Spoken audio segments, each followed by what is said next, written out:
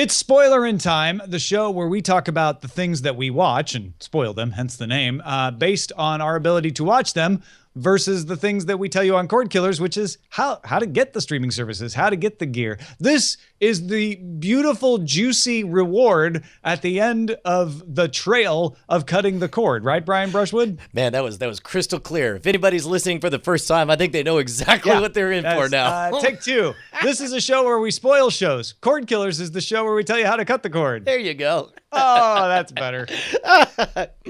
Yeah, man. Hey, I'm Brian Brushwood, and I guess where shall we begin, sir? We're gonna finish. We'll start. Oh, tease. We begin with the tease. Finish with Justified. Before that, we'll spoil the previous week's episode of Preacher, which I believe is the 5th episode of the season. Though depending on where you watch it, it may or may not be called episode 5. Talk about confusing, but not the episode of Justified that aired on Sunday, July 3rd, but the one from a week before that, because we are a week behind. And we're going to talk about the movie Finding Dory. But as always, Brian, we should start with the movie draft. Oh yeah!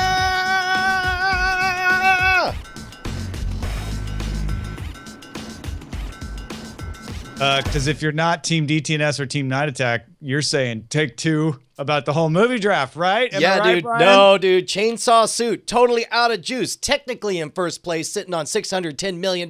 They are about to get hosed. They got nothing left because Amtrak also has nothing left. Finding Dory probably has enough to take it past Chainsaw Suit. Maybe, yeah. So here's the weird part is going into next week. I guess our Night Attack has a bunch of premieres, but going into Thursday, Night Attack will continue to be in 4th place, but Friday, Saturday, Sunday we have both. It's both Ghostbusters and Secret Life of Pets. Yeah, so Secret Life of Pets on July 8th. Oh, that's right. Yeah, sorry. Ghostbusters on July 15th.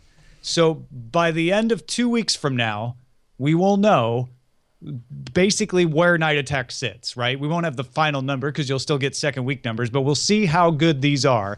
And that will set up how far DTNS has to go with Star Trek Beyond and Suicide Squad to catch Night Attack. It's going to be a race to the finish. We're neck and neck, man. It's like Night Attack has a $30 million deficit. No, I guess just over $25 million behind you.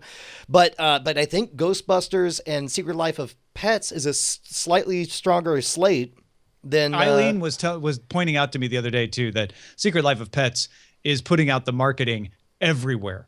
Like we went to see Finding Dory and everything that they could put a sponsorship on was sponsored Secret Life of Pets. Like time to turn your phone off because the Secret Life of Pets people turn their phones off. Like it's everywhere you look. And that's usually a good sign. That means we think this is going to make a lot of money. And so we think if we pour enough money into it, it'll be worth it because it'll make even more money. Yeah, the only bummer is that all the ads look absolutely terrible. They took all the worst jokes and put them out, and it's just Your opinion. In my opinion, I doesn't don't matter. Think that. It's about the money, and I think it's gonna make so much money. Really, you think those are the worst jokes out there? I think they just have fallen flat every time I've seen it. Right. But it's fine. It's not for me. You know what? I think Brian's right. You should probably not go see this. No, I think there's only one way to be fair, Save Tom. your money you for Star Trek You gotta Beyond. really check it out. By the way, in the Chat Realm League, we currently have a 20-way tie for first, which has got to get shaken up once these new round of movies start coming out here. Yeah. Well, a lot of these top ones have the same thing. So if they all do. Well, yeah. Yeah, if you want to keep a really good eye on what can happen next based on who has the movies that haven't come out yet, you got to follow Crumdum on the movie draft Reddit because Mike Range breaks it down. Movie League Mike writes the best analysis of it, and if you go to diamondclub.reddit.com, you can see it usually at the top over there. Or go to patreon.com/Crumdum and just get it straight from the source too. Oh, I like that. All right, let's get into Finding Dory. This was a movie following Finding Nemo in many, many ways. I enjoyed it. We came out smiling, but I was not blown away the way I was, say, for Zootopia. Yeah, I absolutely agree. And I never thought I would be saying this, but in a year where two animal-themed computer-animated movies, one by Disney Studios and the other by Pixar, Disney Studios crushed it. Zootopia I rewatched Zootopia, and it is so tight, so good. Finding Dory got a little bit loosey-goosey. There's definitely in that first 20 minutes, just a very much like here we go again. I guess we get, not really much of a different take. Finding Dory was also, and this is not going to be a fair thing to say, but it was substantially sillier than Finding Nemo. Finding Nemo had an internal logic, whereas it got taken to extremes with Finding Dory. Where I was fine with Finding Dory. I mean, obviously it's fish talking, so you can't take yourself too seriously and criticize the reality of it. Sure, but I was fine with it until the squid started driving. That was the moment. That was the point where I finally got pushed over. Like, oh wait, now hold on. Like but you finally hit my breaking point on what I'll tolerate. Actually, what's funny is that's the moment that I'm like, well, I'm just not even going to care anymore. Like this is, if we're here now, then fine. Send in the aliens. It's great. And in my head, this is ridiculous. We're talking about, squids that walk around and blend into every single surface. Like this, we're not talking about reality. Well, no, but when we got to the truck, I was like, oh man, if they had just had him like hit the accelerator and go over the cliff into the ocean, that'd be fine. But having them steer against oncoming traffic, like that was just here's the thing. What we're really talking about is an internal logic to your storytelling. Right. Zootopia had exquisite internal logic. Everything made sense, and there was a reason, and you could point, and you're like, oh no, the reason that's there is because in this ecosystem it's always raining, and you even see the sprinklers in this one part, and that's why this happened. This is very much allegedly a world where these are just wild fish, and humans are actually humans and doing a thing, and Sigourney Weaver runs voices over a sanctuary. Then by the way, you get I really want to go to Morro Bay now and find out if that's actually Sigourney Weaver's VO. That would be. It better be. It might be. Yeah. So squid driving jumps the shark, so to speak, is what Hal says. Thank you, Hal. You put the tentacle right on it. That was perfect. Yeah, but overall, like as a fan of Finding Nemo, the original movie, I enjoyed Finding Dory. They definitely reminded me of Finding Nemo every 10 minutes in the story. And that was probably awesome if I'm a huge fan of Finding Nemo and know the movie backwards and forwards. As someone who kind of vaguely remembered most of it, I kept going, oh, right, I guess that's that part in that movie. And it didn't excite me as much. And I don't feel like the story was bad as a standalone story, but it wasn't the strongest standalone story that I've seen. Yeah. Now, having said that, and it was very, very heterogeneous. There were brief moments when it was good. It was very, very good. And I think most of the stuff with and technically it was an octopus, not a squid. Technically it wasn't an octopus. It was a septopus. Although I thought it was interesting that they never showed you his stump. They say he lost an arm, but then went out of their way to never show that moment. It just healed over very smoothly, Brian. Yeah. Okay. So speaking of which, this is a whole way I mentioned this last week. Did you detect the moments I was talking about last week on Finding Dory, where for being a show that's about overcoming handicaps and difficulties, there seemed to be a lot of humor that was at the expense of other characters' handicaps? Oh, right. No, I'd forgotten you said that, and it didn't occur to me outside of the bird. Is the bird the biggest example? Yeah, no. The biggest example is when the otters or the sea lions are openly mocking Gerald and telling him. Oh, see, no, I didn't think that. I didn't take it that way. I took Gerald as just the guy they didn't like, not in any way like disadvantaged. He seemed a little disadvantaged. But I don't know. Okay. Maybe he seemed like I don't know, the booger eating kid on the playground. Honestly, just mocks. I identified with Gerald as the guy who had never been able to be. He wasn't cool enough to be let up on the rock, and the other guys just kept driving him away. That's amazing. Yeah. Anyway, I enjoyed it, and I'm glad that you enjoyed it as well. Yeah, exactly. I enjoyed it. Would I have rather have seen another movie? Maybe, but I didn't feel cheated. That's my big banner. Man, yeah, put that on a poster. Yeah. All right, let's move on to Preacher. Matt Marr wrote in and said, I wanted to offer my impression of the comics versus the TV show. It's very simple. Skip the comic. The TV show is great. He has more reasons here. For instance, Tulip makes a throwaway comment in one of the first episodes that Jesse changed his hair. This refers to how in the comics, Jesse had laughably bad Jerry curls, which seemed out of style for a book released even in 1995 through 2000. And the tall angel character fascinates me because he's the only human being I've ever seen that looks exactly like a Steve Dillon drawing, the artist for the Preacher comics. He tends to draw these sort of concave faces where the chin juts out and the cheeks are sort of puckered up. It's a weird style, and that dude looks just like it. That's awesome, man. That makes me feel really, really good. And in general, we've talked about this before. I think it's usually a good idea to watch the thing first, because if the thing is kind of okay, then guess what? There's an awesome version of it waiting for you in a comic or a book. Yeah, I go back and forth on that. I still lean towards wanting to read first and get the story in my head before I get someone else's interpretation of it. But you've convinced me there are definite advantages to doing it the other way, and that's what I'm doing with Preacher. I haven't touched the comic books at all. Last week's episode seemed like a piece-setting episode to me. We're getting ready for something big to happen in episode 6, and that would make sense as we get to the sort of the climax of the season before the denouement of the last 3 episodes, I suppose. Well, and it feels like a consolidation, like this is, or a galvanization, where it's like, okay, I get it. I understand who all these people are. I see the, the arc that Preacher's going through. I see that he's, convinced he's doing the right thing. I even like that we're getting more insight to how the bureaucracy of heaven works, and how, that ending where they're all like, oh, he thinks it's, oh, no. And you realize that that Preacher's been doing a very bad thing all this time. Yeah. Cassidy continues to be amazing.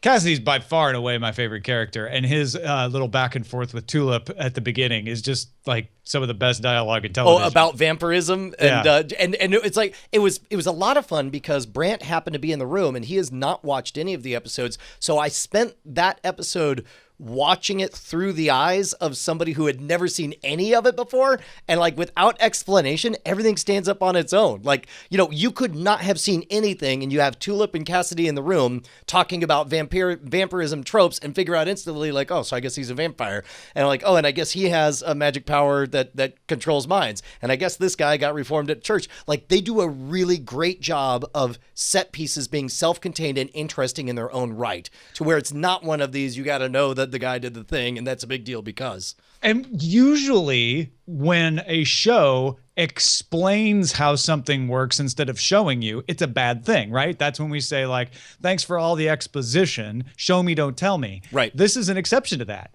The way they told you was so much better because it's all things we've seen before and we know. If they had tried to show us all of those things, I would have just been like, this is tedious. Like, yeah, okay, we get it. You have your own vampire lore and we have to learn how it works. And so this was just so much more entertaining because they didn't spend too much time on it. It was quick fire. Like all the questions we have that we just want answered, Tulip asked for us. That was fantastic. Speaking of showing, not telling, how instantly hypnotic was that opening vignette in the Old West. I don't know what any of that is. I assume it takes place in the same town. Maybe it doesn't.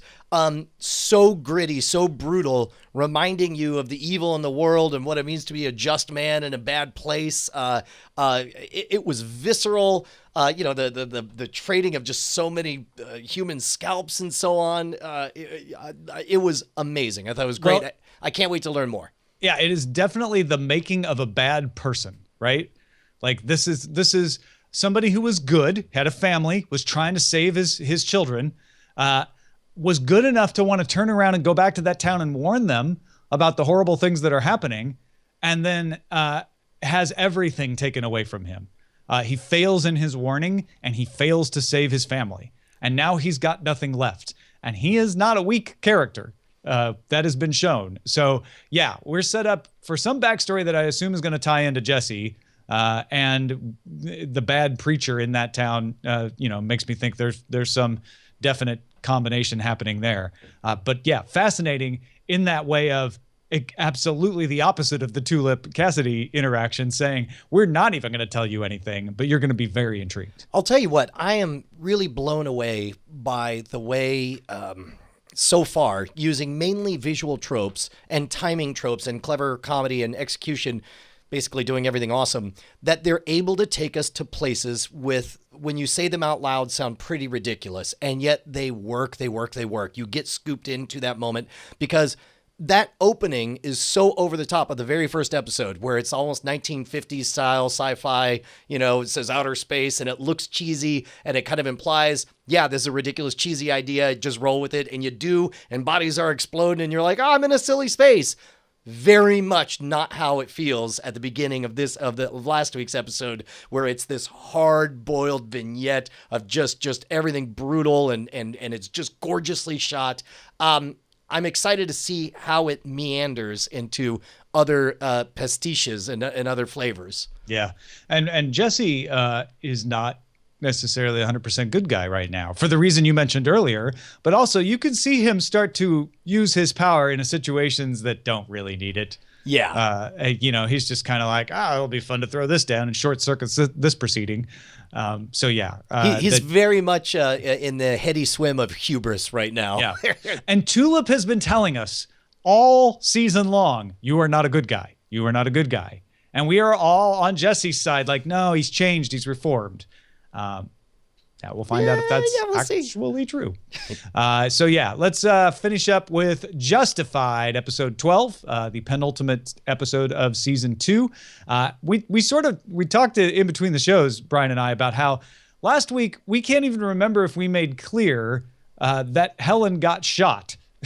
Well, that was such the not most interesting part of it to us. I mean, it's a cliffhanger ending where there's guns being pointed. There, you hear a shot and you hear a woman's voice scream, so you can only assume that Helen got shot. Is she alive or dead? But you're right. It wasn't the most important element. That was just a link to the next episode. Well, and they did a wonderful job in this next episode of opening on that body bag. There's no question about it. And you have the simmering rage of Raylan possibly in a state we've never seen him before, where he's just barely keeping control of himself. Real quick, they shout out the rules where they're saying like, "Hey, Art says you're only here as a private citizen, so your martial powers are revoked for this episode. You're just a man on your own now." And he's like, "Doesn't mean I can't arrest people, Dickie." Yeah. I love that part where they've like pushed you into like, all right, he's a private citizen. He can't do anything as a marshal right now. But that only relates to Helen's investigation. It doesn't mean he can't arrest people because he isn't suspended. He's not a marshal. Sure. No, I thought it's great to see everything coming together. I felt like in many ways this is kind of a lot like what you were saying Preacher felt like. It felt like a kind of a place-setting episode. You have to build up that tension before you get those giant releases. But you said this is penultimate episode, so I'm guessing we're going to see some serious stuff throw down going into the finale. This isn't too much of a spoiler, but the next episode is titled Bloody Harlan. I imagine. What did you think? The one scene that stuck out from the episode that we just watched was that moment he goes to encounter Boyd and Ava is there. It's the first time we've seen Ava stand by his side to Raylan, and that's a weird triangle dynamic. Yeah. And knowing where we started with Ava and where we are now, that had a good sideways taste. I like that. There was a fun juxtaposition there where Boyd says, "I'm drawing a line," and in the past, Ava would have straddled that line and said, "Well, hold on, Boyd. Even if I'm a little bit on your side, it's Raylan we're talking about." And Boyd not only drew a line, he said, "You may think that your past relationship with Ava gives you certain privileges. Well, it doesn't. Don't make me tell you a third time." And Ava backs him up. Ava is like, yeah, that's right. What he's saying has my full and 100% support. We are united on this. So Ava Boyd, Boyva, there's not a good way to combo those, but they are a unit now. Yes, very much so. And I guess the other stuff we have is all I knew was to call her. I was gonna combine their last names, but I forgot Ava's last name is Crowder. Because she was married Crowder to Boyd's brother. So they're just Crowder times two. Crowderer. I guess there's really not much more to say. We see the kid that went off to the foster home. We see Mags get brought back into the game. Helen sort of got Mags to back down, and Mags was ready to just sort of peacefully become, someone who still has her things, but she's not pushing for the win anymore. And this gets her out of the hole, and it's her own son's fault. I guess if there were a weak spot, I'm curious why she took Dickie back. Like, why did you, if you were so done with him that you kick him out to the curb? Well, because the stakes are different. You can cast out a son that you're annoyed with and give him a little fiefdom and say, this is all you get is the pot business. And then trouble stirs. But she just lost a son. Yeah, no, you're right. She has to take him back for practical reasons. And you're right. There's an emotional side to that as well. Right. Well, it's like, well, I'm not going to lose two boys. But Yeah, she yeah. turns around and says, if you mess up this, what was it, BlackRock deal, Right. I will kill you, essentially, she says, which Yeah, is I kind of will a put weird you in thing. the ground myself. Yeah, because- and then of course, you know, the first thing he does is screw up the deal, right? We'll find out. Yeah, we will. In Bloody Harlan time next time. Yeah, I was only disappointed that we didn't see Art. We saw him for like half a second, right? Yeah, I guess he we shows up. did. He's like, "Don't forget me, I'm Art. Don't forget I'm Art, still on and you, I want a credit." Raylan." Yeah, Raylan, I'm Art. Okay, bye. Yeah, I don't know that appearance was justified. Oh, don't. All right. I'm calling it. Short episode. Let's Yep. go. All right. That is it. We will continue spoiling you with more Justified, more Preacher, and more in next week's episode. We'll spoil you then. Love you.